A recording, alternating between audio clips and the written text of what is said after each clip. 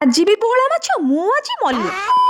ନମସ୍କାର ସାଙ୍ଗମାନେ, ଜୟ ଜଗନ୍ନାଥ, ଜୟ ବଜରଙ୍ଗବାଲି। ତ ଆଜି ସକାଳୁ ସକାଳୁ ସ୍ୱାମୀ ନେଇ ଆସିଥିଲେ ପୋହଳା ମାଛ। ହଉ ଠିକ୍ ଅଛି, ଚାଲନ୍ତୁ ସାଙ୍ଗମାନେ ଆଜି ପୋହଳା ମାଛରେ ଗୋଟେ ଖଟା ମିଠା ଦିଆ ବେସର ତିଆରି କରିବା। ତ ସେଥିପାଇଁ ପ୍ରଥମେ ମୁଁ କ'ଣ କଲି ନା, ପେନ୍କୁ ଗରମ କରିକି ସେଥିରେ ତେଲ ପକାଇଲି। ତାପରେ ମାଛ ଗୁଡ଼ିକୁ ଗୋଟି ଗୋଟି କରିକି ଭାଜିବାରେ ଲାଗିଲି। ସାଙ୍ଗମାନେ କେୟାରଫୁଲରେ ସହିତ ଭାଜିଲି, କାହିଁକିନା ଗତ ଥର ମୋତେ ସ୍ୱାମୀ ଥଟ୍ଟା କରିଥିଲେ ନା, ତ ସେଥିପାଇଁ।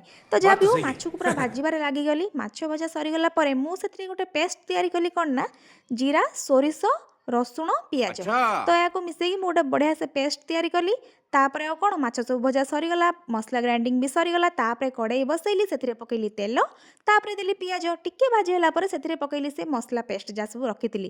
ତାପରେ ଆଉ କ'ଣ, ସ୍ୱାଦ ଅନୁସାରେ ଲୁଣ ପକେଇଲି, ହଳଦୀ ପକେଇଲି। ତାପରେ ତାକୁ ଟିକେ କଷିଲି। ତାପରେ ସାଙ୍ଗମାନେ କ'ଣ କରିବେ ନା, ଗୋଟେ ବଡ଼ ଟମାଟୋ ବି ମୁଁ ପକେଇଲି, ଆପଣମାନେ ବି ପକେଇବେ।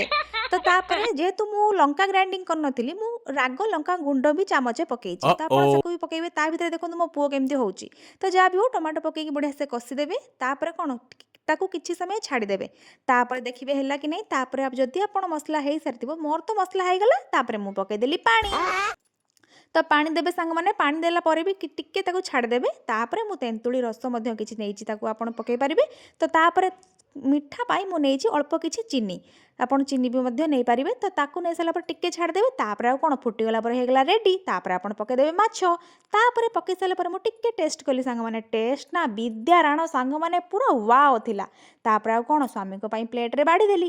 ଆଉ ସ୍ୱାମୀ ଖାଇଲା ପରେ ତାଙ୍କ ଏକ୍ସପ୍ରେସନ୍ ଟିକେ ଦେଖନ୍ତୁ ସାଙ୍ଗମାନେ, ପୁରା ୱାଓ। ରହିଲି ସାଙ୍ଗମାନେ, ଜୟ ଜଗନ୍ନାଥ। ଆଉ ହଁ, ମୋ ଚ୍ୟାନେଲକୁ ସବସ୍କ୍ରାଇବ୍ କରିବେ।